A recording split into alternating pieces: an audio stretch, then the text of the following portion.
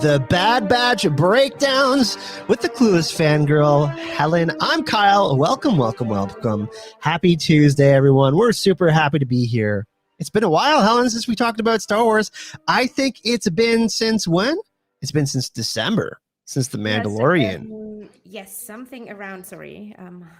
Yes, some stream just started on YouTube and notified me. Yes, I think it's something around Christmas, wasn't it? I think I had my Christmas tree in the backdrop. And you had a cat before the stream started Oh my acting as God, it. they're everywhere. So people, if she was literally jumping here, and yeah. But it's been a while. There hasn't been a lot out there. Me and Helen were talking. Of course, we were doing Marvel content here on the channel. We're waiting for The Witcher to come back. Of course, House of Dragon is going to come back next year. So that's something that we'll talk about. But The Bad Batch, we were talking. We're like, okay, let's watch the first couple episodes, see how we like it. And it was really good. Yes. Remind me a lot of Clone Wars. We'll talk about that in this episode. So basically what we're going to do here today is we're going to talk about the first two episodes because we had a 70-minute episode that dropped on May the 4th. And then we also have had an episode that drops every Friday, kind of like the releases with The Mandalorian. So we're going to do that. We're going to do kind of a super episode. And then, we'll talk about both episodes, talk about the characters that we like, the plot elements. And yeah, we're going to break it all down. It will be super fun. We'll talk, Helen will talk a little bit about the timelines. She's much more versed in that. But I think it'll be super fun. I see Matthew, Dominic, and anybody else is going to show up in here in chat. We appreciate you coming out. So yeah, Helen, let's talk about it. So when all of these new Star Wars shows got announced, Bad Batch got a pretty good reaction. People were excited about it because they knew Dave Filoni was going to be behind this project. And they knew that his work on the 5 seasons of Clone Wars, is it 6 seasons? Sorry, it was 5 or 6 seasons. A lot of seasons. A lot of episodes. I think it was like 130 some episodes of great content. This was kind of going to be like the successor to Clone Wars. And we knew that we're going to have some of the same emotional beats, maybe some returning characters, which we're going to talk about. We did see that in episode 2. And just overall, a really exciting element that Disney Plus is having is the ability to touch back on these stories, expand the Star Wars universe, and kind of also take new characters and take them in other directions and kind of introduce us to characters like Omega Hunter and all the characters that we're going to talk about today. But let's talk a little bit about the timeline, Helen. So Bad Batch happens. When is the kind of timeline that this show is happening in? Well, before we talk about that, I want to rename the show because I'm pretty sure this will be Saving Private Crosshair because I think so let's rename it now. Make this trending, people, please. No, I really do think this is what the show, yes, obviously a lot of other things, but I think it's really the focus is, yes, obviously on the emperor taking over and how the republic changed, and we'll talk about a lot of political things as well and new planets being introduced and whatnot. But the thing is, I think they also focus on this human side of the clones, and they want to play a lot with that. And because we've known these clones as machines, and then we know the clone armies and all that, and the deeper we go into the lore and the more we see with all these rebels and everything, so you feel for these clones and they have a personality. So I really like that. So you kind of see the bickering within the group, actually, Helen. You see Crosshair kind of, we'll talk about him a lot because he's a really interesting character. He sees them as more disposable, like you're talking about, right? Like, I don't necessarily care about them. I got my group.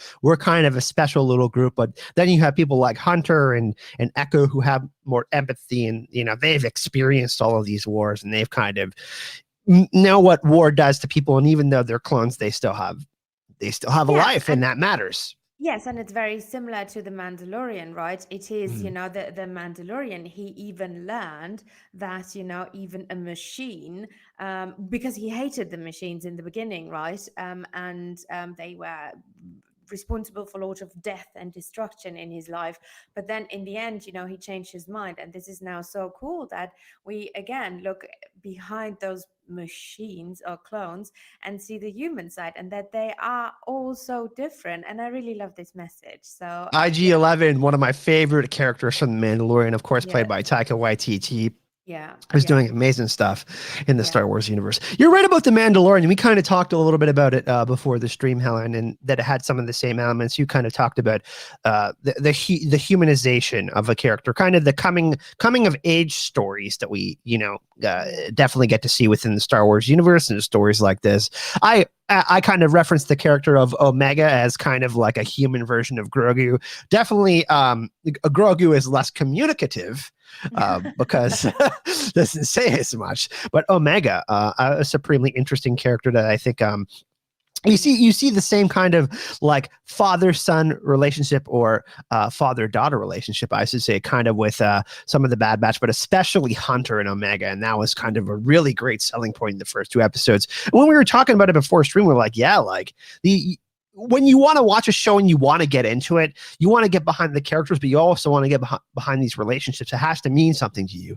And I like the first two episodes sold me on kind of the relationship, Yes. Yeah. And well, the thing is, I didn't give away a lot. It raised a lot of questions, and you were like, okay, well, I know the Kaminoan storyline, but I now want to know everything about Camino. And it's so, because from the prequels, you had a feeling, oh, they are so different. They felt like aliens from movies we know in the past. They literally looked like people from Mars, like we imagine them, except they were not green. But the thing is, I really like this Kaminoan plot line being introduced, because it's so old. It's something Lucas has thought of a long, long time ago. We're talking about the prequels, right? Yeah. Yes, yeah, and like Jedi Master Cypher Diaz went there years and years ago and planted that seed of a clone army. And it's so cool that they are connecting that with a Camino storyline. And I mean, they even have a prime minister. We learned now. It's not just people. It's not just tech people and engineers and like, I don't know, biochemical engineers.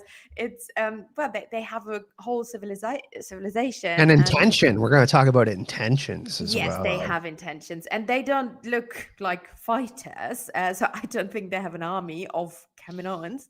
But I think from the beginning, literally from the day Cypher Diaz walked into that facility and ordered the clone army, I think they had a backup plan. And I'm interested in what that backup plan is, because I don't think they ever trusted the Empire, or the then Republic. I think we're kind of seeing the backup plan. We'll talk a little bit about that, Yeah. because you're kind of delving into the theory. You were talking a little bit about, you kind of want to drop the bombshell theory that you have, and we'll definitely get into that.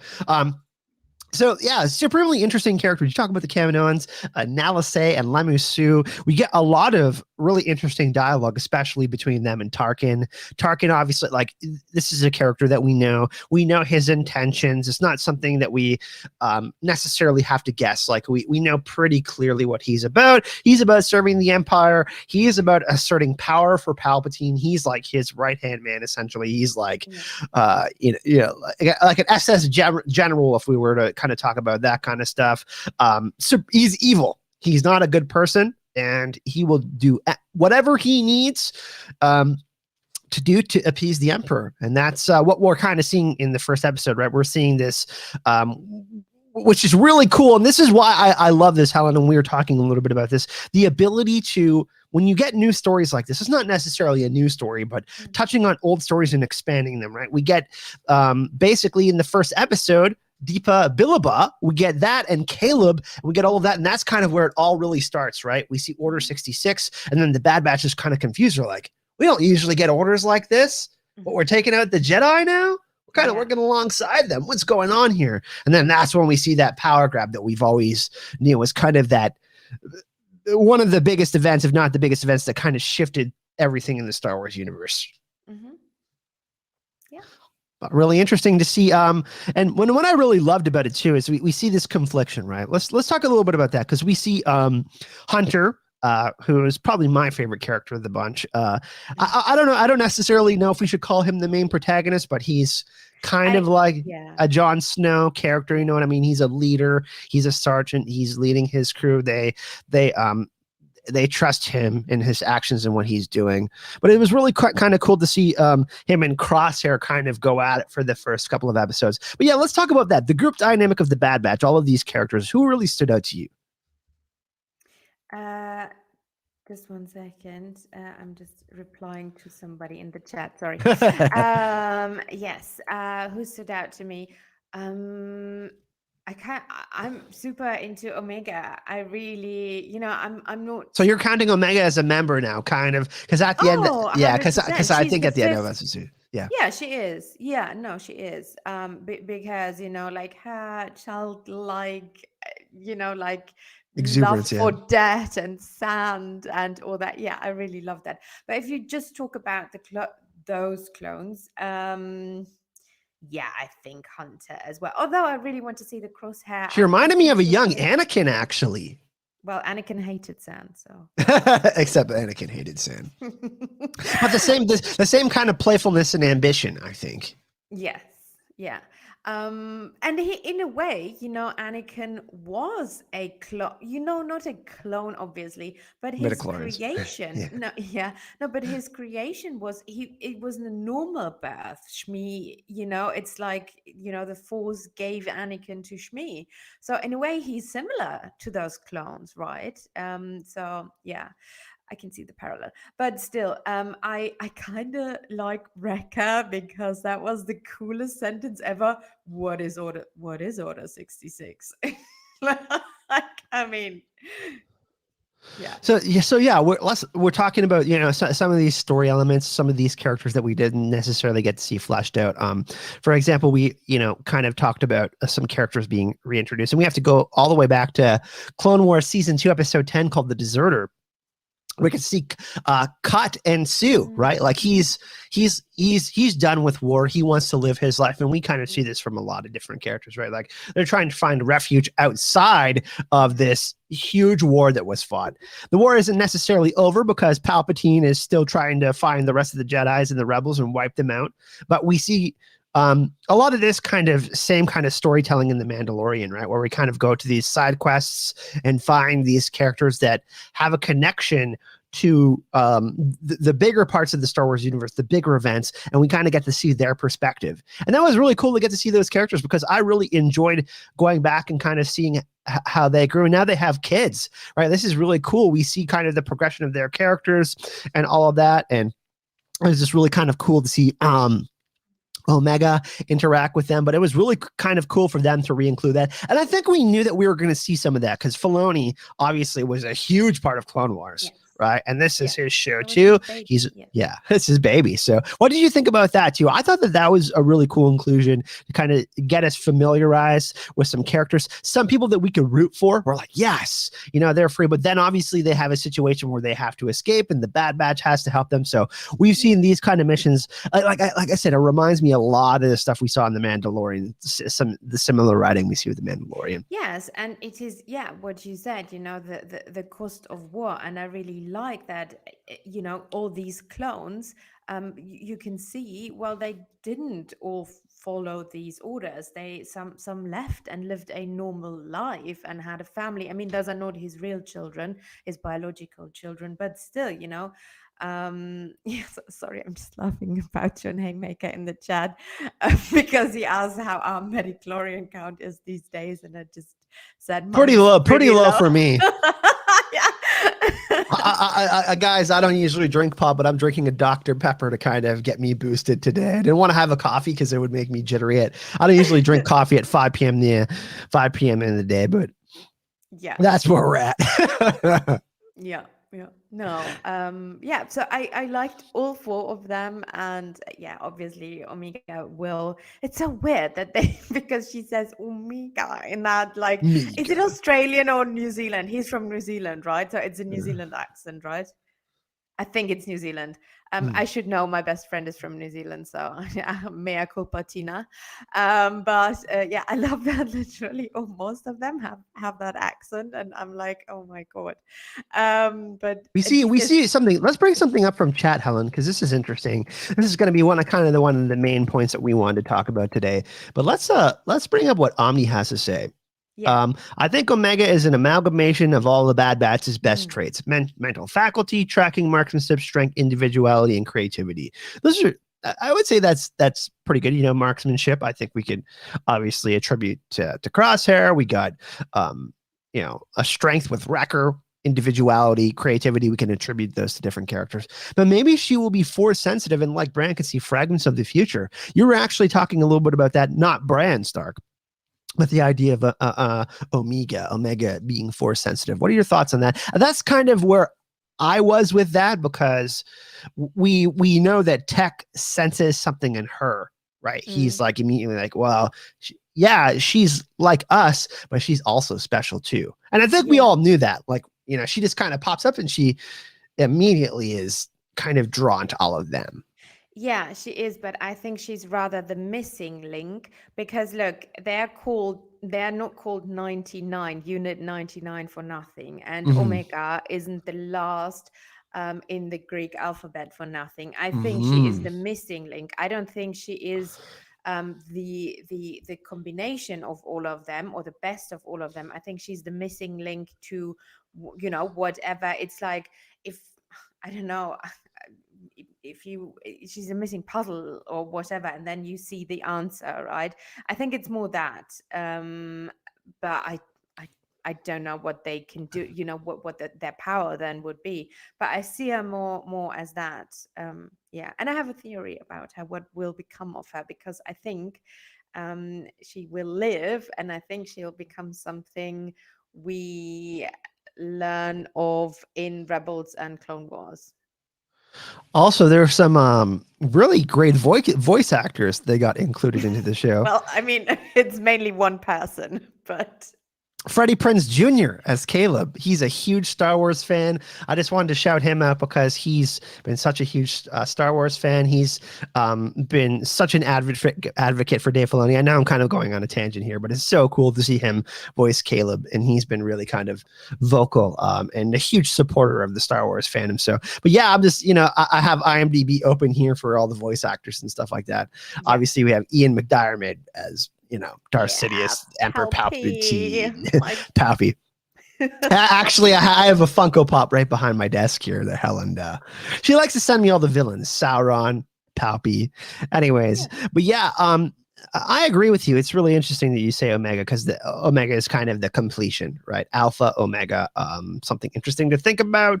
And we know that, they have to be a little bit more subtle when it comes to them. That maybe like an animated series is, kind of compared to like a live action one yeah, where we can kind of have try spot out all these Easter eggs and stuff like that.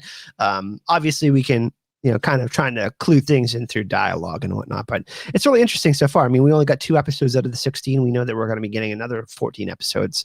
But so far, I really like her character. There's a little bit of yeah. mystery there. And she's And supremely intelligent. I love Omega's energy. Like, it's this positive energy, and you can definitely see it kind of radiates towards the other members. Like you said, like she's going to enhance them, right? Like her being around. Like if she wasn't around, I'm not going to say they wouldn't be as efficient, but her being around, like she's pointing out things and kind of making them be the best versions of themselves, kind of, because they yeah, have to protect her. yeah. And remember in Clone Wars, I personally found oh my God, sorry, what's her name? Sorry, it's been a long, long day. Well, Anakin's Padawan, Ashoka. Sorry. Mm. Well, one of my favorite Ahsoka, my characters. God. Yeah, no, Ashoka. She was so annoying in season 1. I was like, no, please don't. And I don't know, is it because I grew to love her, and then I'm more, like I can more relate to all this. Sorry, cat appearance. I can more relate to all these, like childlike actors being introduced and figures being introduced, but she was super annoying. But Omega is not annoying. I was rather, it was She's more sweet she's and more mature than I think Ahsoka was when her character was first introduced, right? yeah, yeah, But yeah, the talk in the fandom, if like kind of, let's kind of go back to that conversation. A character like Ahsoka, some people say that she has the best character arc in Star Wars ever. yes. Like if you look at her character Oh, progression, You know, Well, I think that would be Anakin, but and not Ashoka. But. Yeah, but I'm saying as far as writing goes, like people were like really didn't like her character, Yes. and now she's got her own show. You know what I'm saying? And it's like, holy geez, like the Ahsoka moments in the last season of The Mandalorian were my favorite moments. You know what I mean? And I was in the same kind of boat as you. It's like, oh man, you know, this is I don't want to use cringe, but it was pushed. Her character was pushed. Her personality didn't feel necessarily as authentic as you thought it might be. Like she was like written that way for a reason. But then you got into the kind of more nuanced elements of it, and her questioning herself and her growing as a person and her really questioning what the Jedi was about and all of these things that are going on. And she like grew into this mature person and a character that you really wanted to root for, that you really wanted to see get a W, get a win. You know what I mean? Like go up the ranks and get more attention. And we got a kitty cam. Yeah, sorry, I had to get rid. They're so annoying.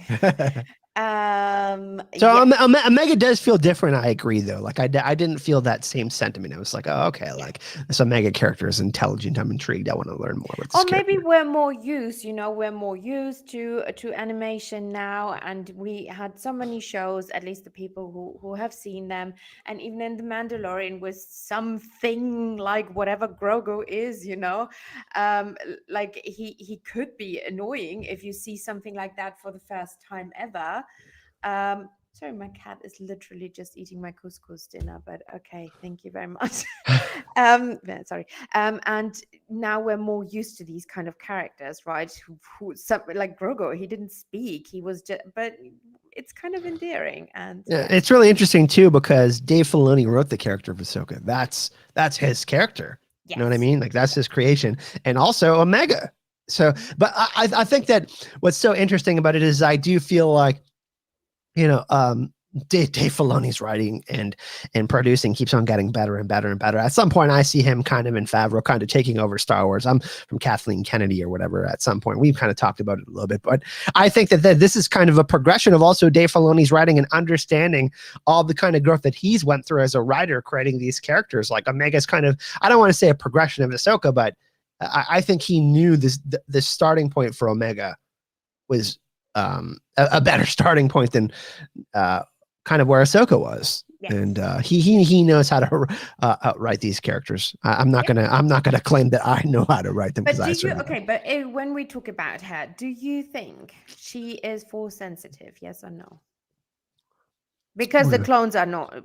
They're not. The clones are not. So if we think she's the missing piece, does that mean is she force sensitive? Is that what she brings into it, or? That's kind of what's being thrown out there. Yeah.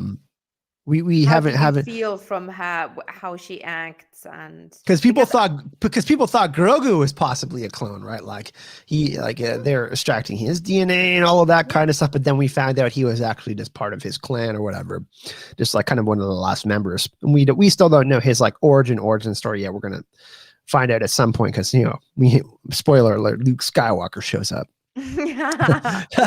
But I don't know. I'm like 50-50 on it. I think it could go that way.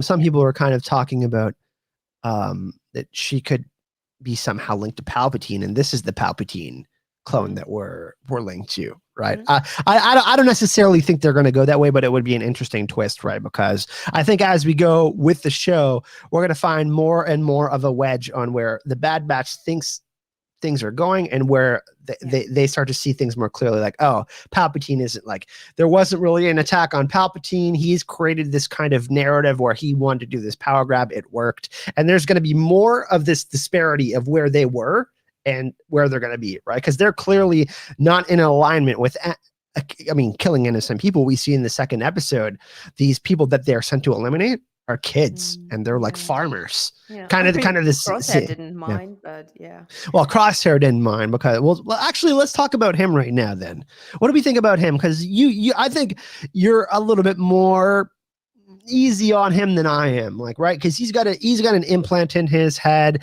I think he's this character that possibly could see redemption, but you definitely see a redemption arc for him, right? Like, I do.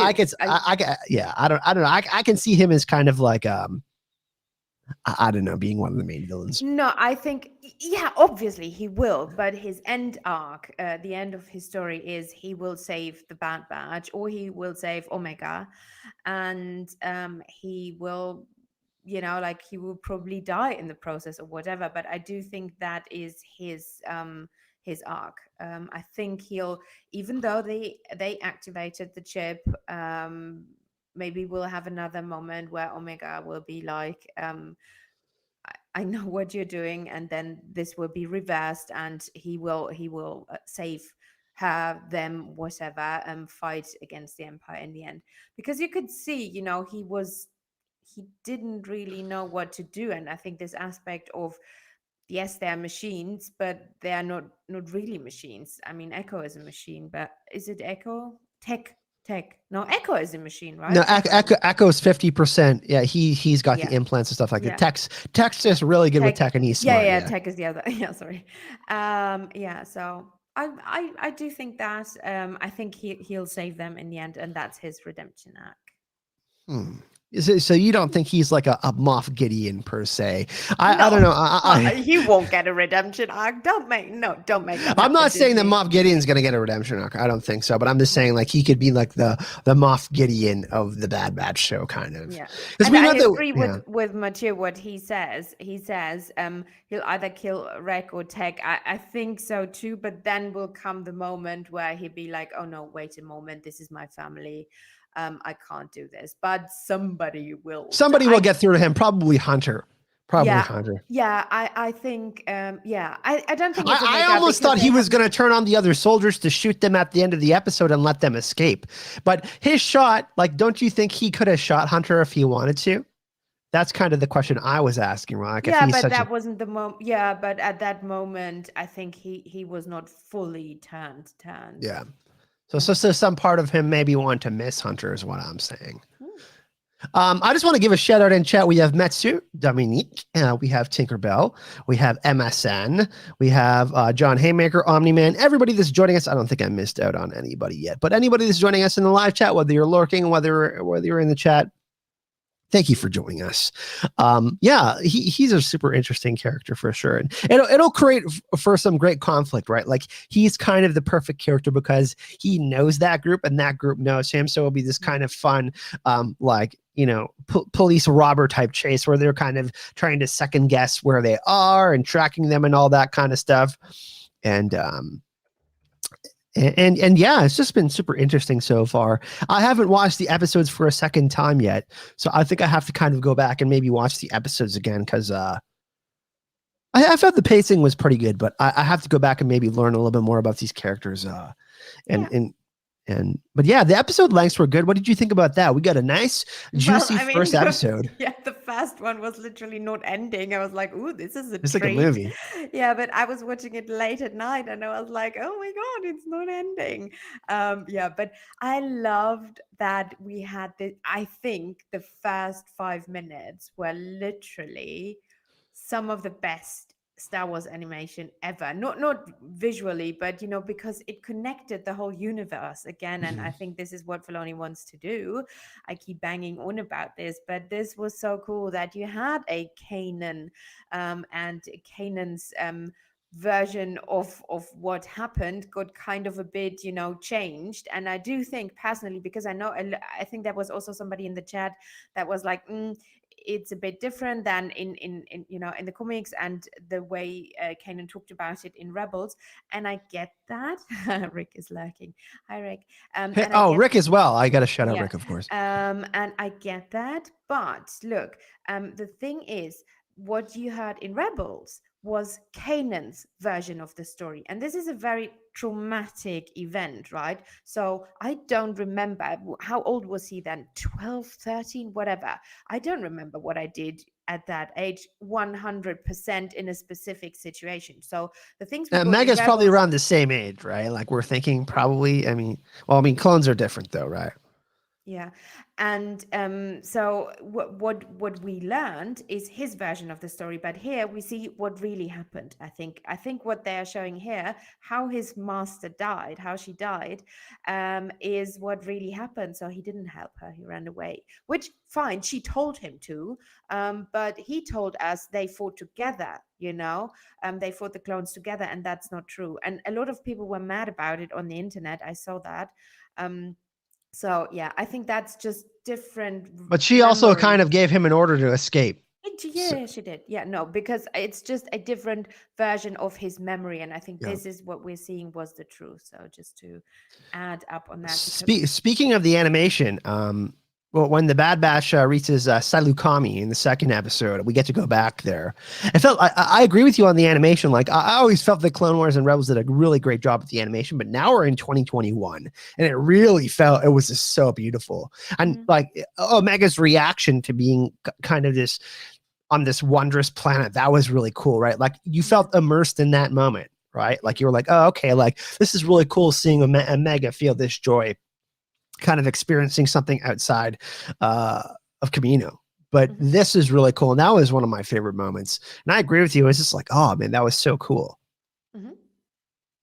That was one of my favorite moments.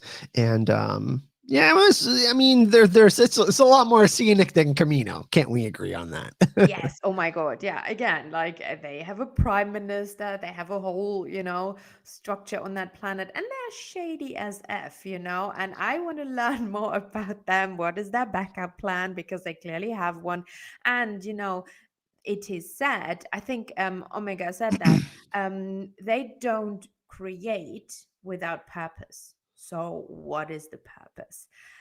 They can't fight the Empire alone. So, I mean, we kind of know the outcome, but we don't know what happens to Camino. Camino's never mentioned again, and I read a lot of novelizations and everything. I don't remember ever hearing anything. And now we come to the timeline, maybe about Camino again. I mean, And we yes, start to prequels. hear a little bit about that's going on in the Mandalorian too. We start to see that pop up again. They're kind of we Yeah, see Dr. Pershing in the yeah, Mandalorians. We yeah, see the Camino patch in his arm, and yeah. they're experimenting on Grogu, someone who is clearly force sensitive. Grogu is very powerful. Grogu is Yeah, kind of but like he could be like Yoda's level powerful if you got the right training, right? yeah, no, of course, but what happened in all these years in Yeah. between, and what is Camino now? Is it still just the cloning? Because if the Empire, or what is left of the Empire now with Dr. Pershing and all of them, if they're using Camino again, so what happened there? So I really just want to see that, and yeah, interested in that storyline. And yeah, because you mentioned Grogu, I so hope, and this is not my theory. I heard somebody, I don't know, somewhere. I think I saw a tweet about somebody saying, "Will we maybe see Grogu being saved from the temple, and who was it?" And I still, I'm like, Mace Window is my man. Oh, here we Samuel go. Samuel L. Jackson, please come back. Please make it happen. Another great theory from Helen. Mace Windu is still alive. I just want to make this happen. And yeah, so we could see in a flashback now, because it should have already been happened in episode 2. But we can see a flashback of somebody telling us about it, that there were younglings saved from the temple, and maybe somebody is telling us who saved Grogu. So that would be so cool, because again, they want to connect the universe, and that would be so cool to connect it to the Mandalorian. So yes, please make it happen, Mace. Well, one thing that I think we have to mention here too is the theme of family in Star Wars. Yeah. Probably one of the biggest themes, right? If not the biggest theme. And this is some what Filoni is trying to work here. This is kind of the magic that he knows how to work, and that's what I felt like at the end of episode 2. I felt like Omega, Tech, Hunter, Wrecker, and Echo were a family, and that's kind of what we also kind of got with in The Mandalorian at the end there, even though Grogu got taken by Luke Skywalker, you still felt like there was this disconnected family. You got all these different characters, right? You felt like there were these ragtag crew of people trying to survive amidst, kind of the Empire trying to rebuild itself. And at this point, where we are now in the Bad Batch is just quite a little bit different because we have Palpatine literally making his announcement, right? Like we're literally right there, Order 66. That was so cool to see it. They And made then an attempt on my life, and yeah, he's oh my just, God. and they had, I'm disfigured, and he like you could see his face in the yellow peeking from the shadows of his hood, and it felt so cool to see that again in animated form. Yes, and a lot of that is based on World War II and the Nazi, like the aesthetics, and a lot Mhm. of that, and how the people speak, how that announcer. Do you remember? We saw it in episode 1. This probably will be the last time, because this is what the voice in the off on that board. He always said, General Kenobi managed to kill, like all these announcements. And then this now stopped, and this is exactly what happened during World War II, what the Nazis did. And Emperor Palpatine, literally, Hitler was attacked. There was an attack on his life, and he, there was a bomb and whatnot, and he got scarred and he got injured, and it's literally what happened, and it mirrors that. So really cool. And we know, like Lucas really liked those aesthetics, and Filoni as well, and they're using it over and over again. And this is very reminiscent to what really happened in our history. So there's some pretty big questions that the first 2 episodes ask. Mhm. Um, will Crosshair haunt the team? Because we know that he's kind of turned, and he Yes. has the implant there. Yeah. Is Crosshair kind of the first breed in their new Imperial soldier? Is that kind of, we're going to see some more experimentation with that? So that's going to be a pretty big one. But I think the biggest question kind of revolves around Omega, right? Who is she? Right? We got to Yeah. figure out who she is. I think that will probably be explained. Yes. Why was she made? Mhm. Right? Like we know that these clones have a purpose, but I think the biggest line is from Cut, right? A character that we got to see in Clone Wars. The Kaminoans do not create without a purpose. Mhm. You all have one, so what's hers? And that feels like that was the big question. That's like Yeah. what they're trying to put in our head, and that's kind of going to be the journey that they're going to bring us on, right? What is Omega's purpose? But what is maybe Bad Batch's purpose as well? Because they said, we created them differently, and we let them grow up differently, and we let them develop differently. So it's also their purpose, because they are clearly different, and they distinguish themselves from the other clones. So that was also the creation with a plan, I Yeah, think. it's. I mean, you talked about the Greek alphabet again, Helen. Obviously, Omega is the last letter in that. We also got to remember in the last biblical verse of Revelations, Omega, and Hmm. that's this. It's Omega is this absolute finality, right? Is she the last, like this final version of clones? Like, is this like you got to think that the name Omega has some sort of purpose, like in the idea of creation, like you want to try to create something that's perfect. Like I want to create the perfect content. You know what I mean? I can never do that. That's impossible. Yeah. Some people might disagree because they might think I made a perfect analysis or something like that. They might have enjoyed it as much as they want to enjoy it, but you got to think that the name Omega really means something. Like that's a Yeah. pretty unique name. I think you're on It something. is, and all the others, they have different names, or they were just given a number. Mhm. But she wasn't given a number; she was given a letter. So, and I really liked. We can talk about this, because I really liked that an analogy. Sorry, sometimes I'm Analogy, yeah. struggling. Analogy of them saying, before the clones had numbers and people had names, and now in episode 2 they all need something like a social security number. So people become Well, Finn numbers. had a number, People, right? Remember FN, his number, right? Like that yeah, was that's how they classified them and kept track of them. yeah, and exactly. And this is, before the humans had names, and the clones and the machines had just numbers. And now the Empire turns this around and gives, they want to track the humans, and they want to like make everything the same. This is the purpose, you know, of something like the empire, to make everybody the same, so nobody stands out. There's no individual well, you know what I mean. Sorry, it's very late. And I really liked that they played with that now the emperor and the empire is giving humans a number, and they make them to machines basically. And it's cool. You know what's so interesting about this is that Lamassu actually argues with Tarkin about not ending the cloning contract. So, Yeah, oh my god, that was so epic. And he's like, well, we kind of renamed our group, so it's no longer valid.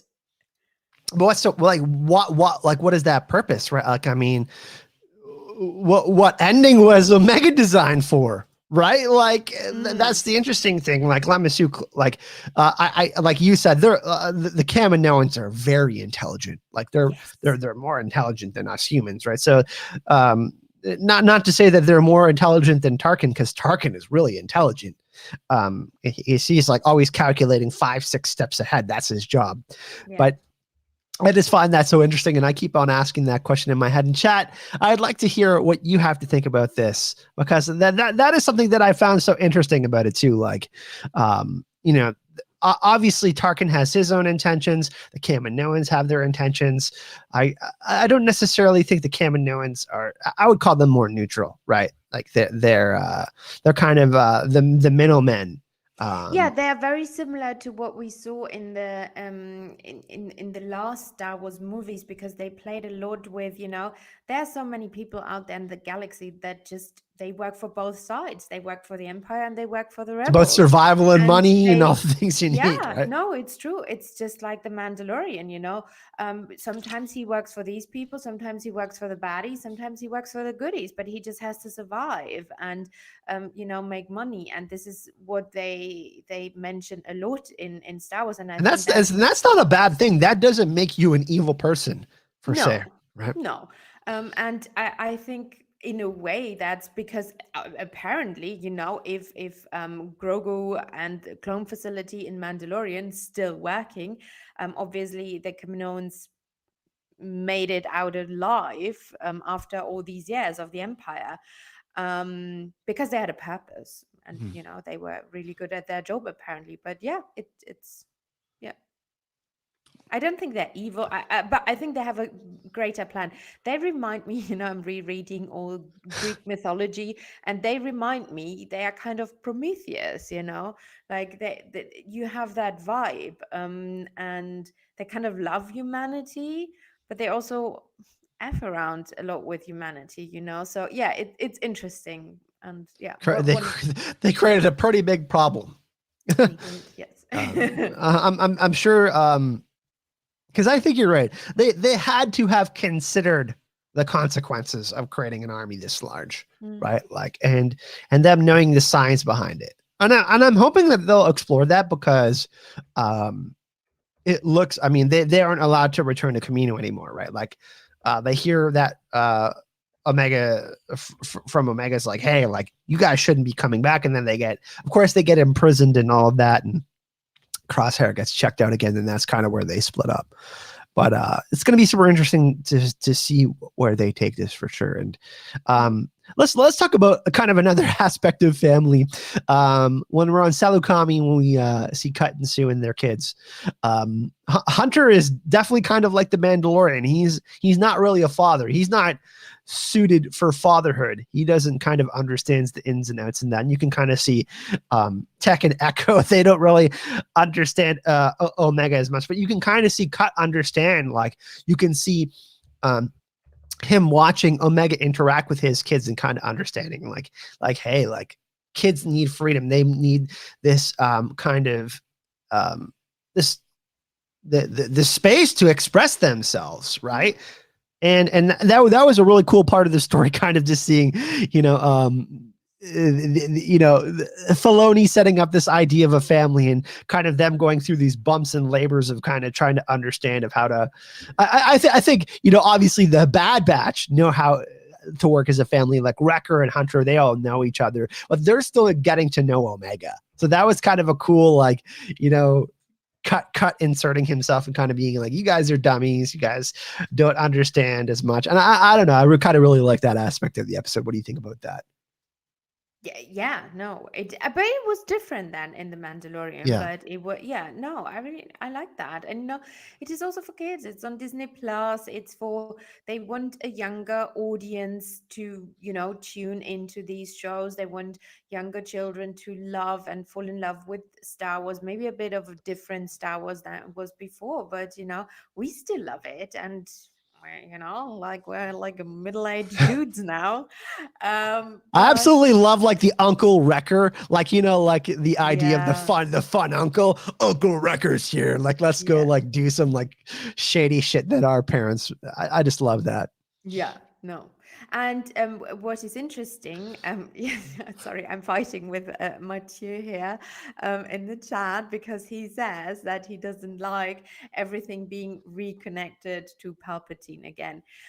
But then you must remember, and yes, I get that, and this wasn't like in The Last Jedi. Okay, you could argue about that because I think it was a mistake, and it was three different directors having a different vision, or two, a different vision of what they want to do. But the thing is, I kind of, you need, like, you can't have 25 different villains in one universe because Mhm. I think that would get confusing, and then you're like, okay, but what is evil now? And you ask yourself very often now the question. You could say, the Mandalorians were portrayed as being evil actually in the legends, right? Partly in the Mandalorian wars, they were not always the goodies. And They turned the now, tide of some battles that yeah, with yeah. the Republic, yeah, and now you are like, they were at war with the Republic, and now, and very often they ask the question, but what is actually the evil? And there were some good people working for the Empire because they literally needed work. And I think you need something like the Emperor stand giving that a face, and you can't have 24 different people That's representing why that. I his mean, speech was so good, to see the Bad Batch there at the speech be like, yeah, they were taken back by what he was saying, right? They're like, whoa, this is not good. This is complete obedience. yeah, This is not what we stood for. There's no freedom in this. yeah. And yeah, so that's why I kind of, like that everything, yes, goes back to the Emperor, but he was the important person. And I was mentioning in the chat that, I love Valkorian, and he had many names and many personas, but he was the 1,000-year emperor. He was the baddie for a really, really long time in that galaxy far, far away. And yeah, so I kind of like that they keep one main villain, and then the apprentices and the other people working for the Empire. So yeah, it's my, I think you're right though on the idea of the Emperor and the Empire being a great villain for this show.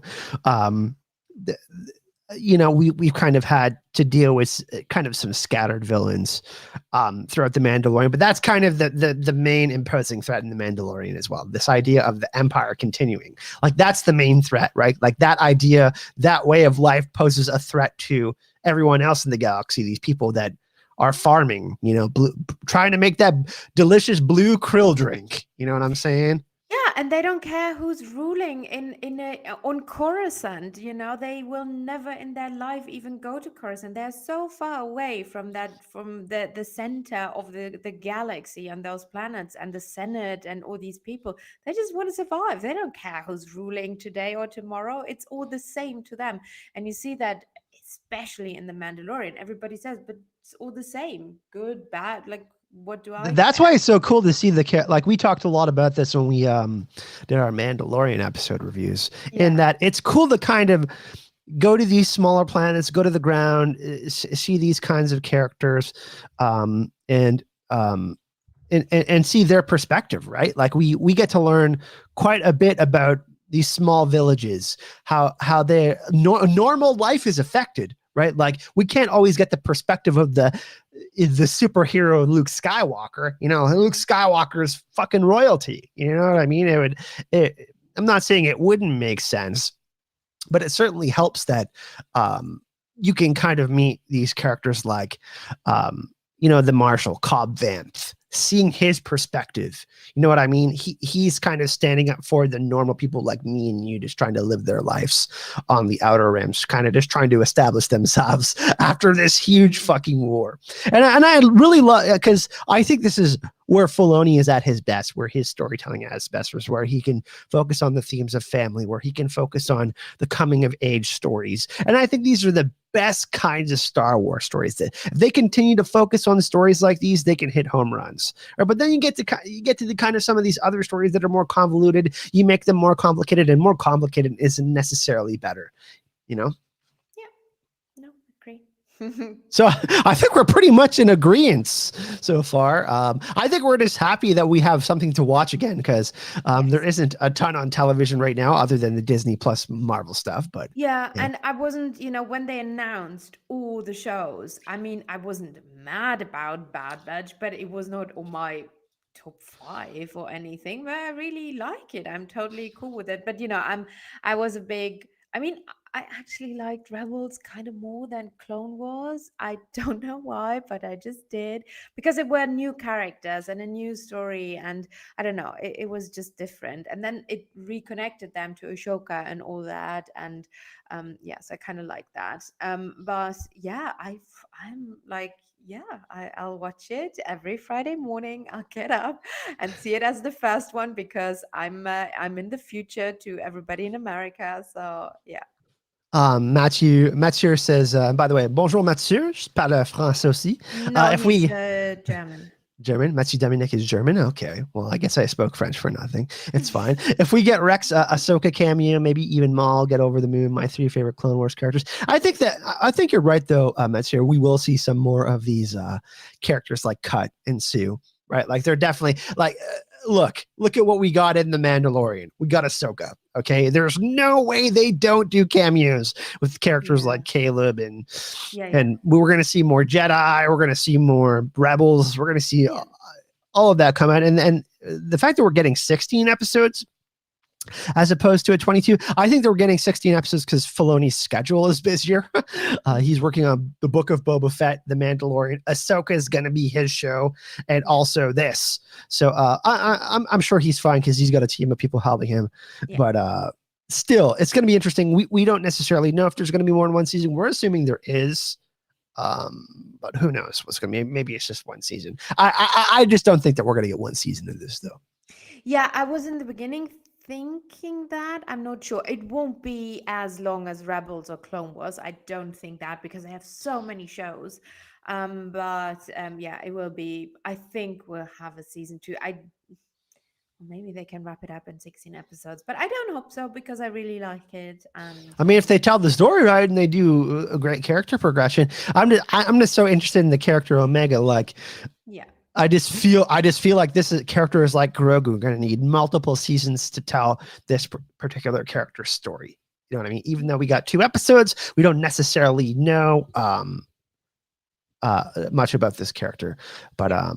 And I want, okay, yeah. Omega. So my theory on her, okay, because I talked about that in the beginning, and I do think that she might, because I think she's force sensitive, and I think they So because you're going there. You're declaring it.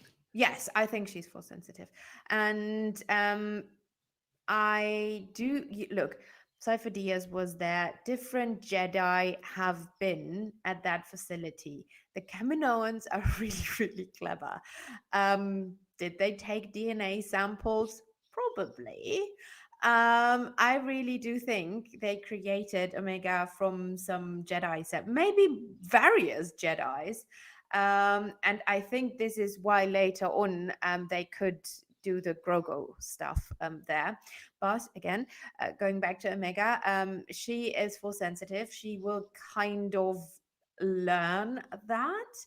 And it will be similar, to the Mandalorian story that they obviously the clones don't. I mean, they fought a lot with Jedi, right? So they can maybe see it in her, and they can teach her a few things because they fought along Jedi many times, and maybe some Jedi is still friendly with them and they can contact them, and then she will get trained or whatever. And I do think she No, I don't think, but my wish is she will become later an inquisitor because she'll Ooh, somehow be turned. that's Yeah, really interesting. yeah. I Uh, she when I saw her, she reminded me of one of the inquisitors we later see, and I think we had a name, and it was not her, but I would kind of like it. And it would make sense, at least the Jedi and the training thingy, and the thing that they had Omega before, way, way before, because this is like 17 years before New Hope, even the series plays. So I think that would be super cool. And I think the Kaminoans had DNA samples from Jedi and they, created her.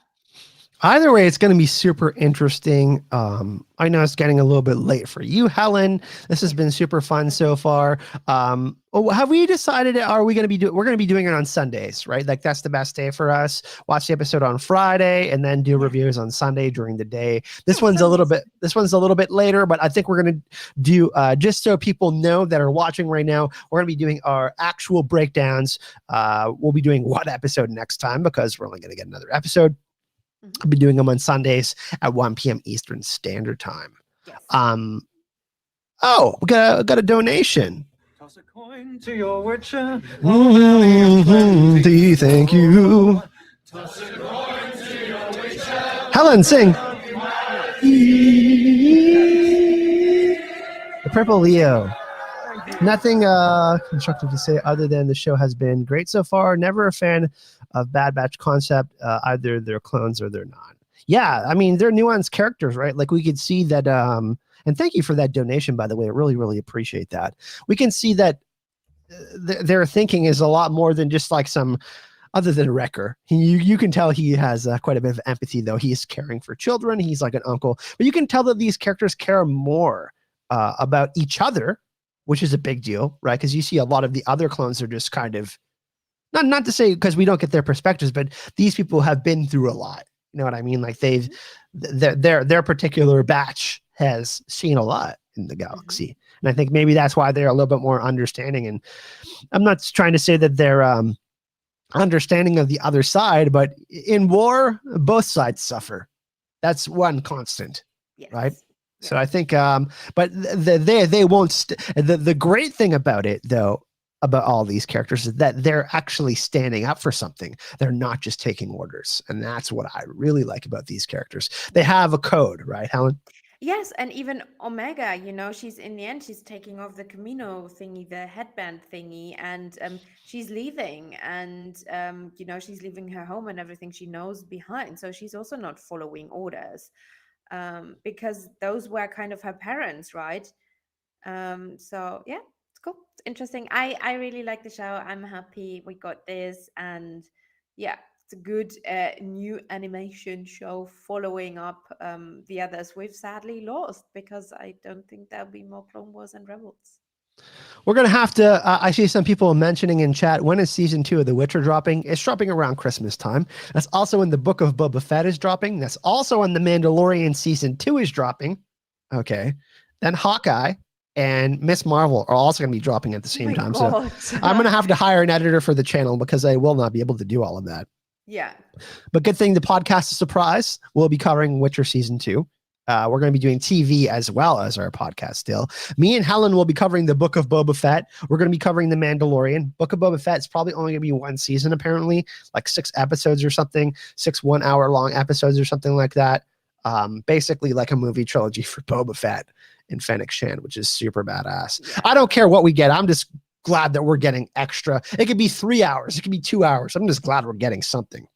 Yeah. No. So we know we're getting that. And then soon I'm currently getting I just actually messaged Hax Dogma trying to get him back to cover some Loki, which is in 3 weeks, 6 episodes. And by the way, super exciting news. Loki is signed on for 2 seasons, confirmed at least. Woo! Captain America and the new Captain America, of course, Falcon and Winter Soldier. That might be even getting a second season. And now, since everything has been going so good on Disney Plus, they're exploring multiple seasons because they want to be able to compete with the likes of Netflix. Like The Witcher is going to have like 7 seasons, right? They're going to do their own Game of Thrones. So it's really cool that they're kind of going away from we were going to have 1 season of this show and we're going to explore maybe a lot more content and tell more stories because it's popular. And then that's not always good. I love shows like Breaking Bad when they know how to end their show with enough episodes. I think that's the poster child of the best television that we've ever got. But some shows end too short, like Game of Thrones needed about 10 more episodes. So we won't get into that though. I had a lot of fun here today with Helen. I don't know how long it's been. It's been, what's May now? It's 5 months. 5-6 months. Yeah. 5 months since we've collabed, but we're back. We're going to be doing this. Like I said, this will move to Sundays. Today was an odd day, but we got our schedules aligned. We'll be doing them on Sunday most of the time. Schedules align. And we hope that you guys will come back to come hang out with us. Helen, what's next for you? You're doing some more Lord of the Rings content, which is coming out next year, I believe, right? Yes. I took a short break because, I have a life and a real life job that is very challenging. And yes, I tomorrow actually on my the Clueless Fangirl channel, I'll drop a super cool interview with a very well-known map person, a fellow German, Michael Klarfeld, who is also a friend of yours, Kyle.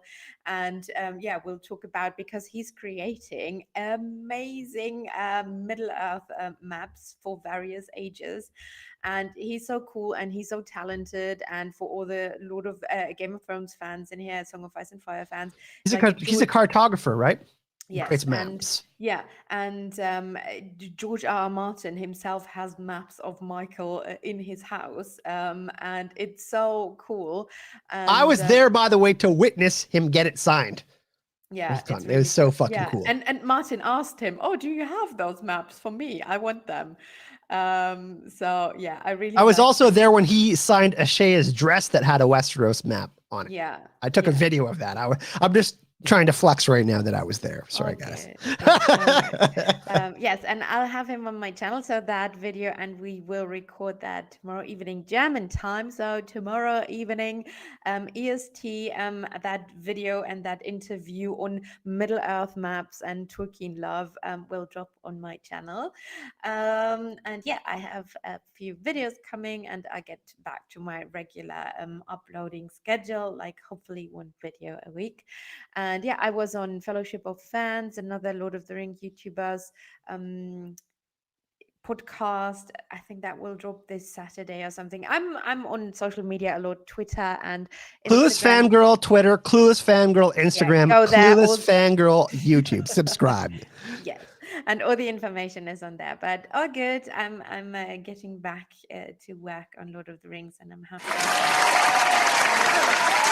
Thank you for joining, Helen. Let's give her a hand for always an excellent analysis. But Star Wars is my second love. So yeah.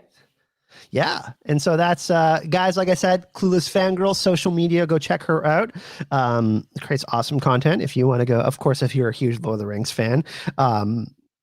One funny story, tell it quickly. We all went to London together. We tried to watch the Lord of the Rings trilogy together, and I slept through 2/3 of it because I was so tired by the end of our trip from doing all our fun partying and stuff. And we made him walk through London, like literally a lot.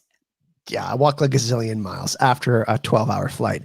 But that's going to be doing it for us today. People got some Witcher videos. Probably going to be doing a bonus episode. I was talking to the podcast to surprise peeps, and we're going to, like, when some more Witcher news comes out, we're going to do a couple of fun, like, hype season videos. Just like short video. It won't be 2 hours long like our podcast, but you'll definitely get some content for that. When you're creating some fun Witcher videos, of course, and Loki comes up in 3 weeks. So that's going to be probably the main focus on the channel. I probably won't be creating too many Bad Batch videos other than with Helen. We'll be doing kind of our show, on Sundays. I do want to talk about it on the channel, though. I might make some theory videos and stuff like that. We'll see what happens in the next couple of episodes and kind of what piques my interest. But yeah, expect some interesting Loki videos coming up. We're going to talk about the Time Variance Authority and all the things that we're going to be talking about in Loki. Kang the Conqueror being included. and some characters that we might see in Loki, and kind of what we're going to be seeing over the 6 episodes of Loki. I'm so excited for it. Loki episodes are going to be around an hour long. So it's almost like we're getting a Loki movie trilogy, because Falcon and the Winter Soldier, they had almost like hour-long episodes, not like the WandaVision, like 30-minute episodes that we got. So yeah, everyone, thank you so much for joining. Of course, this Sunday, 1 p.m. Eastern Standard Time, be on the lookout for me and Helen again, and I'll see you all in the next video. Probably tomorrow I'll be dropping a Loki video. So I'll see you guys in the next video. Have a good one. Cheers.